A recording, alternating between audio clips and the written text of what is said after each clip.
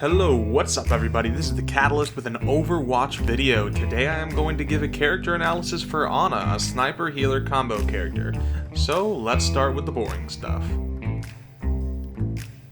So to start us off with the basic information that you can pretty much just find anywhere online. The Biotic rifle, her primary weapon, it is hit scan when aimed down the sight.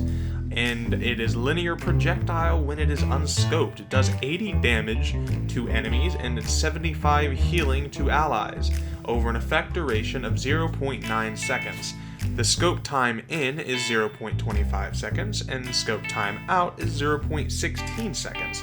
There are 10 shots in the magazine, no headshot multiplier, a 1.5 second reload time, and 1.2 rounds per second firing speed.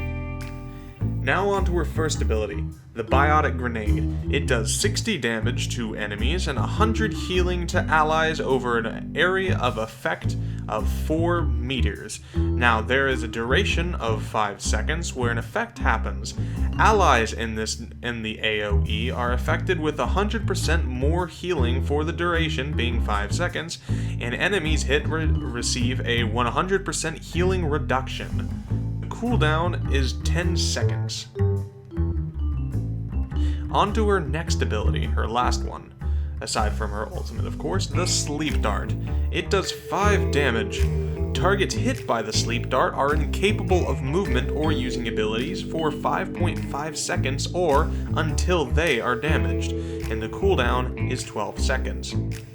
Ana's ultimate ability is the Nano boost. It is hit scan, meaning that as soon as you activate it when it's locked onto a character, it will immediately take into effect. Now, the character which is affected by the Nano boost will get a 50% damage reduction and a plus 50% damage output and plus 30% movement speed over the course of 8 seconds. And her ultimate takes 1,300 points to gain. Alright, on to the more interesting things. So, as Ana, you're most likely not going to be the main healer. In a normal setup, in the kind of average team composition, you're going to be having about 2 tanks, 2 DPS, and 2 healers. You know, the kind of average setup. And in each of these, there is a primary tank, primary healer, and primary DPS. Most of the time, Ana is not going to be your primary healer. Despite the fact that she can heal quite a bit, unless you have a very, very, very accurate Ana, she's not going to be as capable of getting those effective heals against more mobile characters as someone else like maybe a Zenyatta or a Mercy or a Lucio would. So, as I said, she's probably not going to be your main healer. But, if she is, her main priority, of course, would be healing all of the characters. Now, under most circumstances, like I said, she will not be the main healer, and if not, her main priority is then to heal the tanks, and let the main healer deal with the rest of the characters. And aside from healing the tanks, she has damage priority. She needs to utilize the rest of her kit, which is basically being a sniper. She can also do damage, not just heal, and that's what it's there for. In terms of damage priority, what she wants to do is mostly focus on the characters that are going to hurt the tanks, or keep your team from pushing forward, such as defense characters like Junkrat, Mei, Bastion, or other snipers. And when she's combating other snipers, it really helps to have a Reinhardt on the team. It tends to be a good idea to have a tank like Reinhardt that can block damage for Ana while she's dealing with those pesky snipers and defense characters. Aside from that, Ana is excellent at dealing with tanks, especially Roadhog. It is quite difficult, as any Roadhog player would know, to one-shot Ana after hooking her if she's at full health. And all it takes is one Sleep Dart to get away. Also, with such a big hitbox as all the tanks have, they make for very easy targets for Ana's 80 damage biotic weapons and her Biotic Grenade. Now, Reinhardt can be an issue because he can put up his shield and block most of Ana's attacks.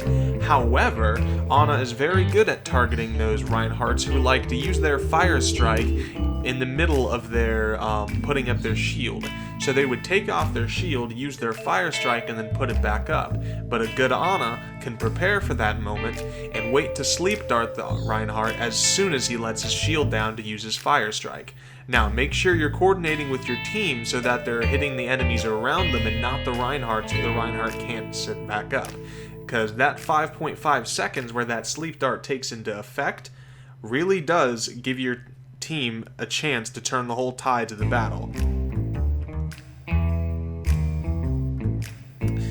Now, also after damaging the defense characters in the tanks, a couple other honorable mentions for your targets would be Reaper and Soldier.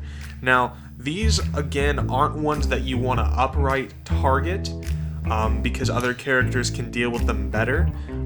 But if they are giving your team some trouble, they're good ones to go after.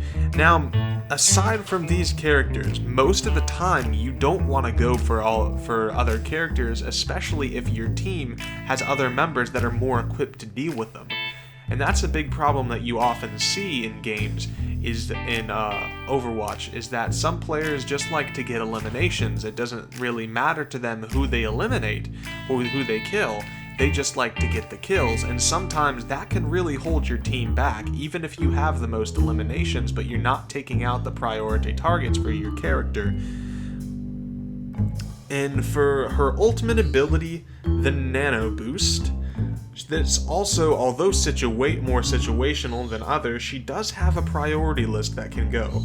Of course, you've seen this all the time, but Nano boosted Reinhardt is one of the most powerful things to push through a choke point, and seeing as fast as Ana gets her ult, it's very destructive.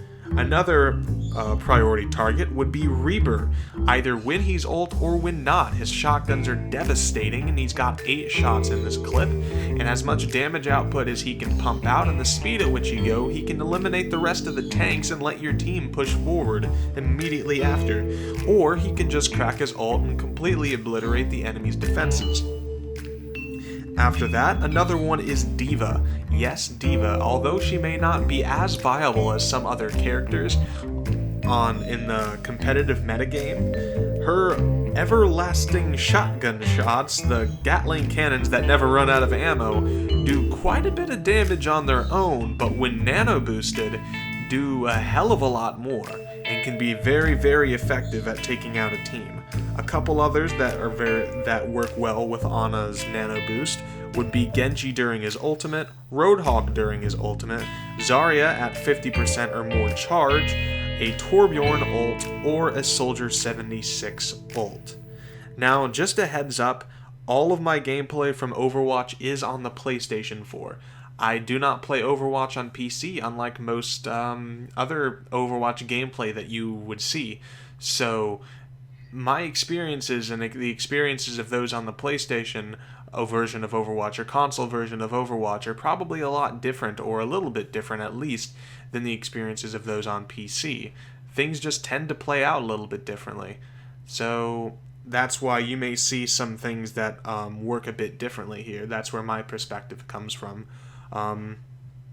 Anyways, that's it for this video. I hope you enjoyed it. If you did, please hit that like button, and if you didn't, I guess dislike it if you want.